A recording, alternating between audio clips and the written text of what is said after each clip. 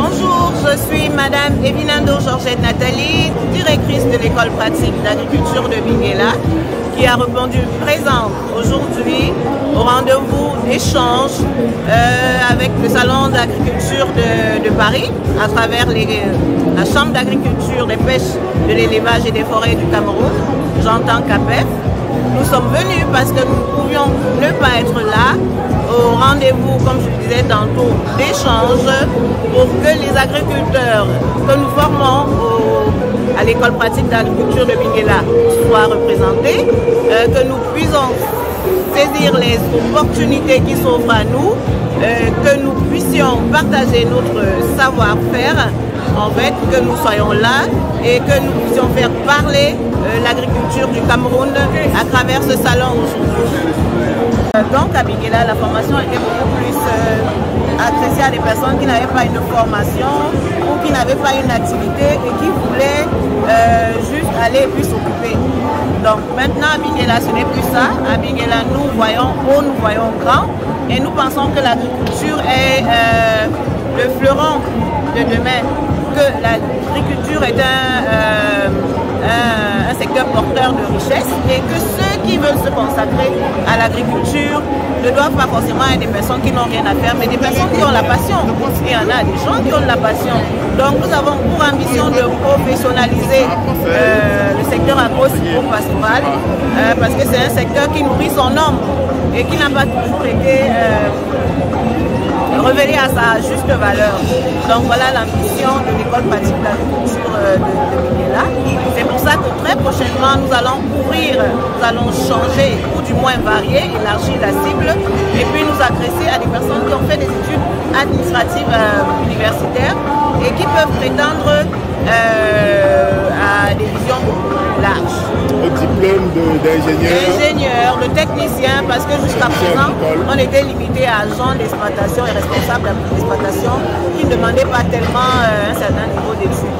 Or, l'agriculture aujourd'hui fait rentrer beaucoup de paramètres qu'il n'y avait pas avant. Il y a l'utilisation des nouvelles technologies, par exemple, qui peuvent permettre à celui qui fait l'agriculture d'accroître et de maîtriser son affaire ou son exploitation. Donc quand on maîtrise, on sait que si on sait ce qu'on fait, on sait vers quoi on va.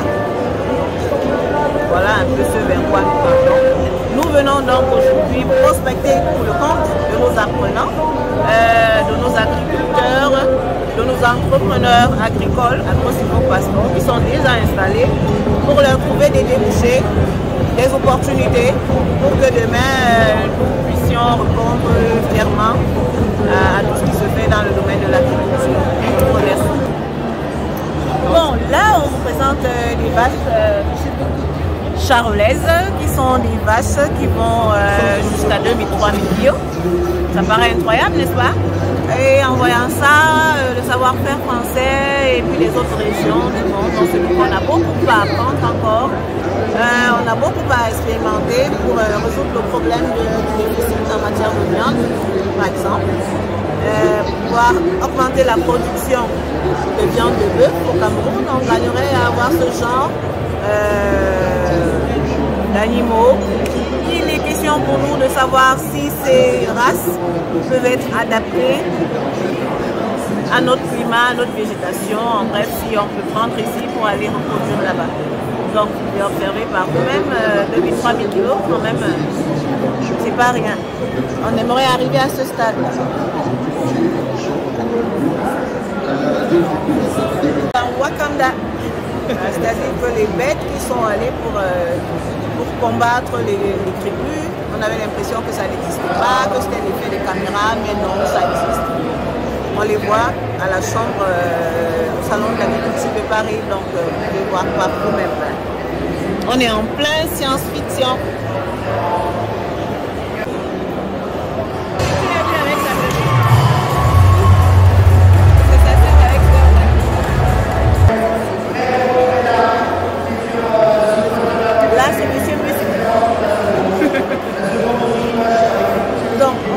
On a toutes sortes de vaches, des vaches laitières pour le lait, comme son nom l'indique, des vaches pour la viande.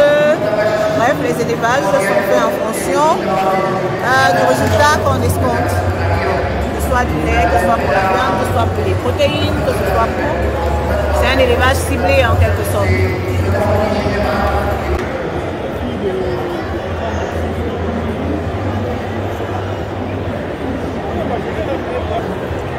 vaches, les belles vaches.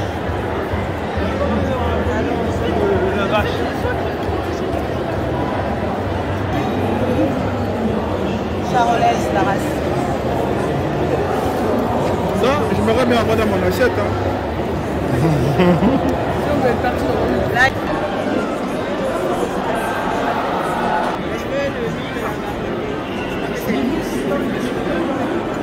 Le nom, c'est pas limousin.